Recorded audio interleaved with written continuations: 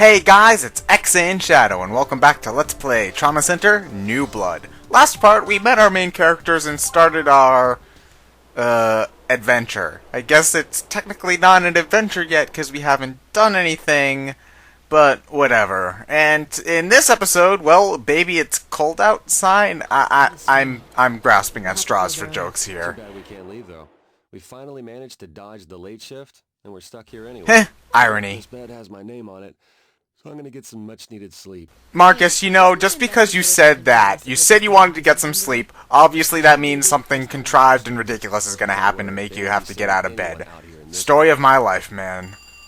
Oh, see, right on cue. And it's the phone, too, which makes it more like my life. Dr. Blaylock speaking. Is this the hospital? I need help. Someone's been badly injured. What? You're looking for a hospital when someone's been badly injured? You don't say. This is Montgomery Memorial. Please remain calm. Now can you tell me what happened? A man was accidentally shot in the chest with a rifle. The guy who shot him was named Dick, but we don't want to talk about that too much right now. 100 milliliters. His CS is 233. Okay, now, if anybody has medical training, is it possible to check those sort of things without equipment? Because that's very specific information. You know, it's just like, it's odd. You're supposed to think that it's odd that she even knows how to report that stuff, but I think it's odder that she knows how to even take measures of it without the right equipment and shit. So, whatever. I mean, it's not a big deal. And how did you get all that stuff ready in such a quick time, Marcus? I mean, geez. I mean, granted, it's sort of hard to tell the flow of time with this sort of presentation style, but still.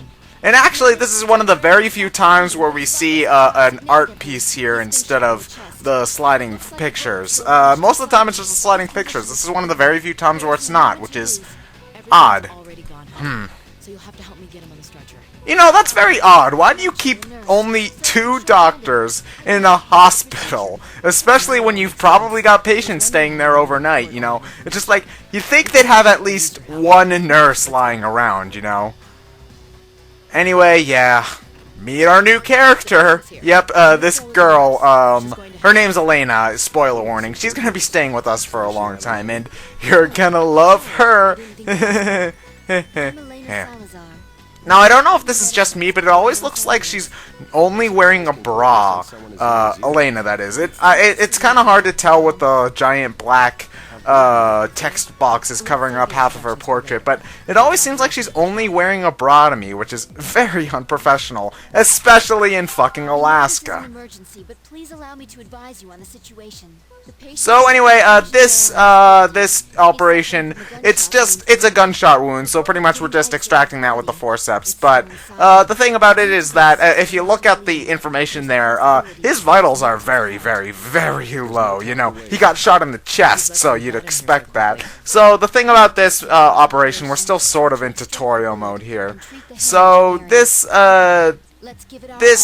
operation is just supposed to sort of get you used to playing with low vitals all the time. Generally, you want to keep them at least in the yellow area, or preferably the green, but here you gotta have them all the way in the red. If you look up on the vital chart, you've got the red bar, you've got the black part of the bar, and then you've got that slightly lighter color on the bar. The slightly yellow, where the slightly lighter part ends, that's where the max vitals can be. Like our max is 30. We can't go any higher than that because, you know, gunshot. So just keep that in mind. Your vitals can't go high here. So yeah, this is actually, I believe, a new thing in New Blood. I'm pretty sure they didn't have this in Second Opinion or Under the Knife, where your vitals could be trapped at a lower level. I'm pretty sure in those games the max was always 99, so theoretically you could bring your vitals back up to max before you even cut open the patient, even in like when he was shot in the chest or something. Anyway, this operation is relatively simple. I'll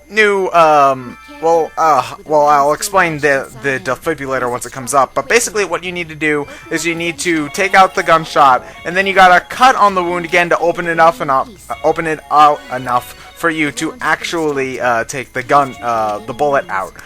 You can't get his heart stopping until after you get the bullet out, so make sure that you keep the vitals up with the syringe. Anyway, this is the defibrillator, added from Second Opinion, but actually used in some more creative ways in New Blood. Basically, what you need to do is you need to press the Z trigger and B trigger on the Wii Remote and nunchuck with the right timing in order to get the shock to be right, and then that'll start the patient's heart again. To be honest, it's not my favorite thing to do in the game, mostly just because I'm terrible at the timing. But you know, it works, and it's always great to do, like, the sort of rub your hands together, clear, zap! You know, I do that with my friends a lot.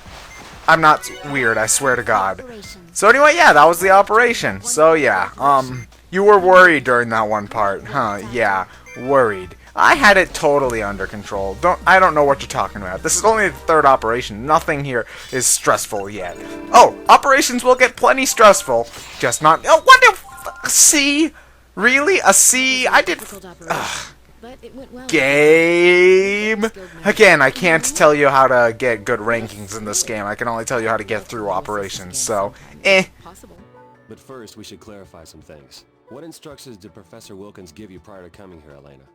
Kind of a dick move, Marcus. I mean, I know you and Professor Wilkins don't have the best history, or at least so we can apply, but still, no reason to be a dick to the hot 20-something-year-old girl who came here specifically to see you. Wink, wink, nudge, nudge, know what I mean, know what I mean.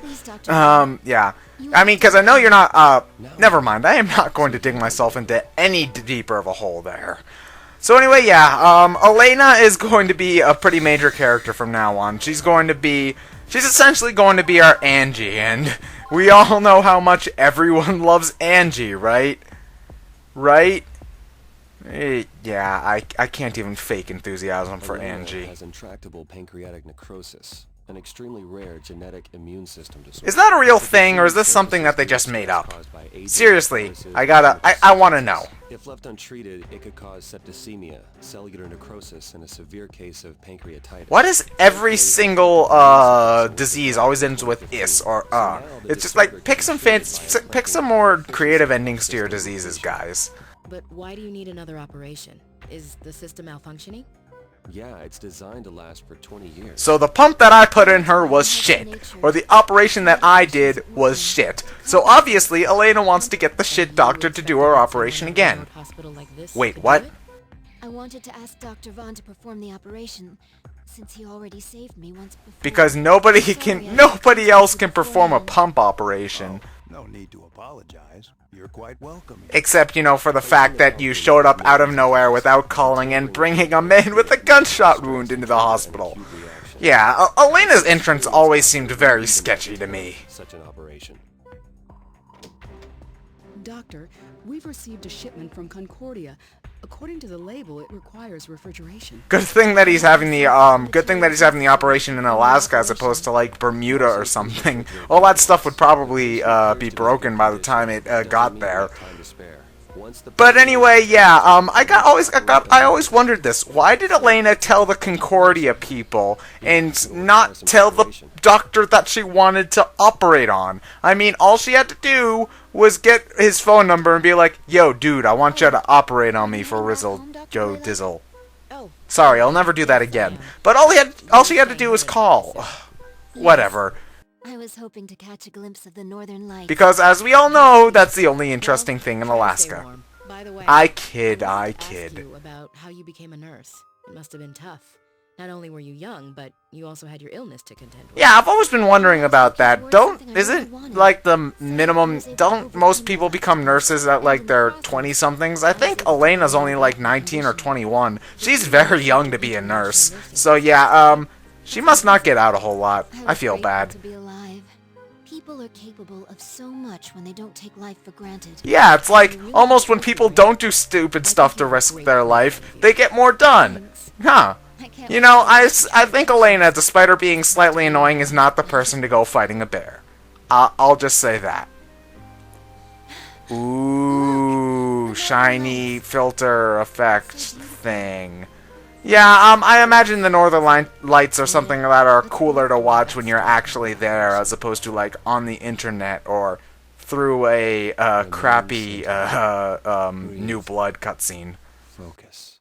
As the stars have taught me, I am one with life. I am one with now. Remain centered. Breathe. Focus. Please go to disc 2 of our yoga CDs. Should have unplugged the phone. Why does everyone in Trauma Center share my hatred of phones? Greetings. I'm sorry to disturb you so late, Markus. I know how much you like to listen to those yoga CDs. Still wasting money of those, are you? If I could have finished meditating. I see you're still dabbling in witchcraft. You know, in the good old days when I was young, they would burn you for that sort of thing. Seriously, don't go to Salem, it sucks. Surgery on Elena. Just don't expect me to return to Concordia.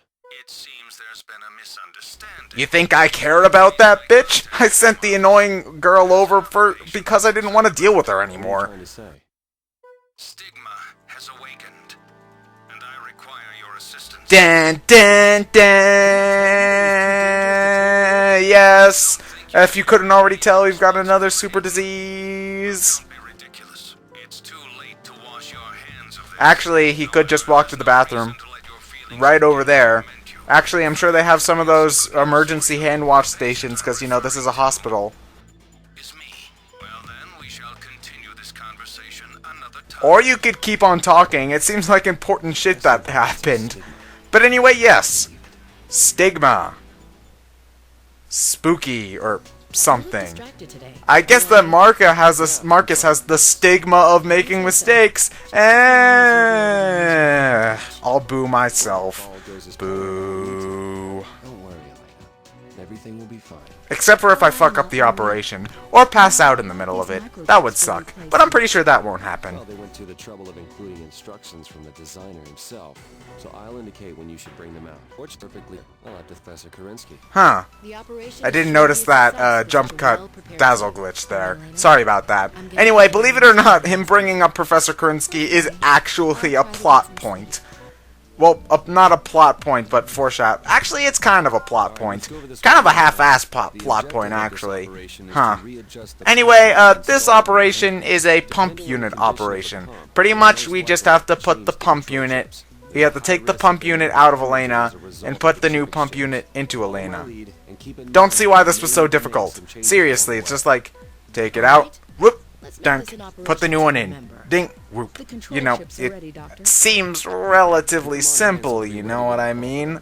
I mean, like, I wouldn't say that I'd be able to do it, but I'm pretty sure most people would be able to. Now, obviously, the operations in Trauma Center are simplified from their actual procedures in real life. Because, I mean, I'm sure if a pump unit were placed into a real person, you'd have to, like, suture it in or something to make sure that it doesn't fall apart. But, it's just like, I don't get, it's just like, Markus and Valerie are the only people who can ever operate on this one. It's just like, this seems like very simple stuff, guys. I mean, come on. Use the laser. Anyway, for this operation, we can only use Markus in single player. You will find out why later. Anyway, basically what you need to do is you need to use the laser on those 4 little chips, and then use the scalpel to cut out all the chips after they've been lasered. Then you gotta put the 4 more new chips in after that. Make sure you use the antibiotic gel on those small pools of blood that are forming, because if you wait too long, you'll have to use the pump, which takes longer. Oh, and this automatically happens. This is a scripted event. Hemorrhaging. Use the drain to clear away the blood before So yeah, no matter what you do, the drain won't be able to clear out the blood in time. If only there were a way for us to react faster to this. I wonder if it's time to pull contrived ability out of my ass. rid of it with I had a bad feeling something would go wrong. I guess I have no choice. Remain centered. Breathe. Markus, now is not the time to listen to your yoga CDs.